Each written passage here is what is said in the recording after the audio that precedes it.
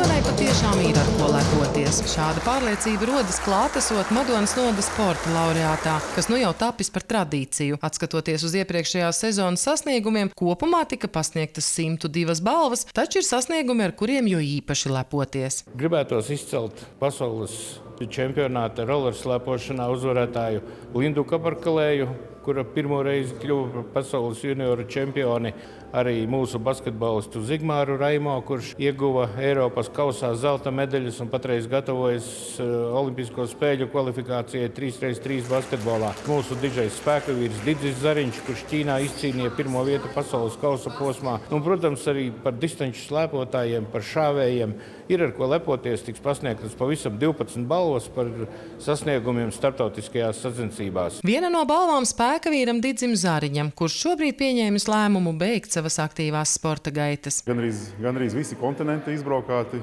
daudz kur ir būts un daudz kas ir piedzīvots. Diezgan skumīgi atcerēties visas tās skaistos notikumus, kas ir bijuši, bet, ja tā paskatās, ir liels prieks par sasniegto. Un ceļš, ka, ja tu vari savu valsti pārstāvēt un valsts karogu uz augstākā piedestāla uznest, tas ir, to nevar tā vārdiem pat pateikt. Ja tev tā jāizvērtē savi panākumi, kurš tev ir bijis tas, par kuru vislielākais gandarījums? Savā ziņā, jā, Ķīnas lielais kauss ir atvests uz Latviju. Tas viss kopējais ceļš līdz tam, kā iets un tas sasniegts. Arī tas smagatlētikas darbs, kur 430 kg tika pacelti negaisa laikā, tas ir grūti arī raksturot vispār to, jo tas ir tiešām nežēlīgs darbs, jebkurai medaļai ir bijis. Tā kā, ja es nemaldos, man ir kaut kādi 70 kādi kausi mājās, un es par katru varētu izstāstīt kaut ko, man liekas, interesanti. Savukārt balva par izcilību sportā tika pasniegta vairāk kārtējiem čempionam Ritvaram Ļepeškinam, kura kontā ir pasaules mēroga uzvaras. Aizvadītajā gadā tās noteikti bija 4 zelta medaļas Eiropas jauniešu orientēšanās čempionātā. Šajā gadā tā bija noteikti 29. vieta sprintā, distanču slēpošanā, jauniešu olimpiskajās spēlēs.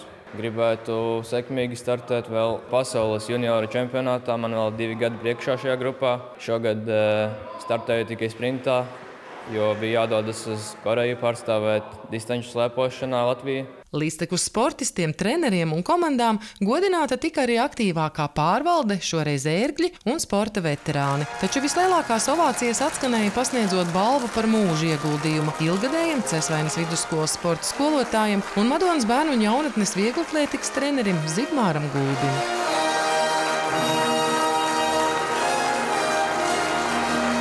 Tikai viena maza daļiņa no manas dzīves. Daudz vairāk, ko es darīju.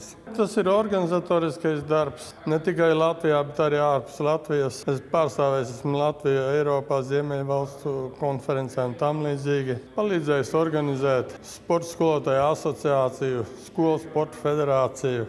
Ja jau katrs varētu izvēlēties, ko viņam uz pieminekļa pēdējā atdus vietā rakstīt, tad man tās prioritātes sadalītos tā: ģimene, mežs, sports. Jāpiebilst, ka līdztekus sportistu sasniegumiem Madona var lepoties arī ar veiksmīgi noorganizētiem pasaules līmeņa sporta pasākumiem. Bija Eiropas čempionāts biatlonā, kas vispār pirmo reizi notika Latvijā, ar ko mēs arī izcēlāmies ar labu komandu, ar visu sagatavotību. Tāpat tās pasaules kausa izcīņa un Eiropas čempionāts ziemas orientēšanās sportā uz slēpēm. Tāpat tās Smeceres Silārijas Suņukamanu pasaules kausa posms notika Skandināvijas kausa distanču slēpošanā. Šī sezona 23. gadā tiešām bija ļoti piesātināta, strādājām 24/7. Un lai arī šī sezona soloties būt klusāka, sportisko aktivitāšu novadā netrūkst. Mums pirmo reizi Madonas novadā notiks pasaules kausa posms Nousā, kas ir pavisam tāds netradicionāli priekš varbūt Madonas un